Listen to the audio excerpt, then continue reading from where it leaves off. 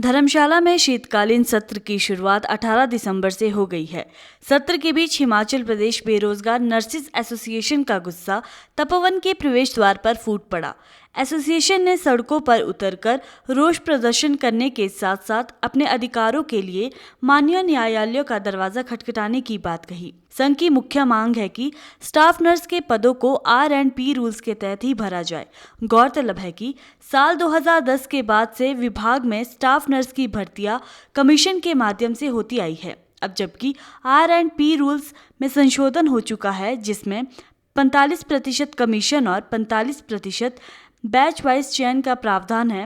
विभाग इसके बावजूद स्टाफ नर्स जैसे महत्वपूर्ण पदों को आउटसोर्स करने पर जोर दे रहा है, जिसका बेरोजगार नर्सिस एसोसिएशन कड़ा विरोध करता है। हम लोग अनएम्प्लॉयड नर्सिंग एसोसिएशन की तरफ से आए हैं और मेरा नाम प्रिया है और मैं शिमला से हूँ।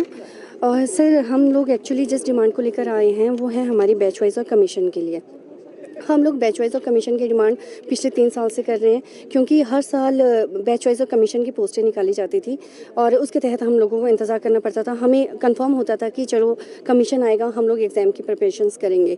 लेकिन जिस तरह से हम लोगों को 3 साल 4 साल का वेट करना पड़ रहा है और उसके बाद भी हम लोग सिर्फ इसलिए यहाँ पे इकट्ठे हुए हैं सभी, क्योंकि सिर्फ 28 पोस्टें कल जो हम डिक्लेयर की गई हैं वो निकाली गई हैं।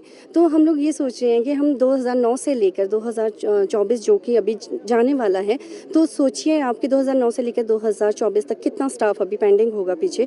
तो उसके तहत अगर ये 2021 के बाद ये लोग पोस्टें निकाल रहे हैं 28 पोस्टों की, तो आप बताएं कि वो मतलब हमारे लिए तो यही है कि उनके मुंह में जीरा वाली बात है।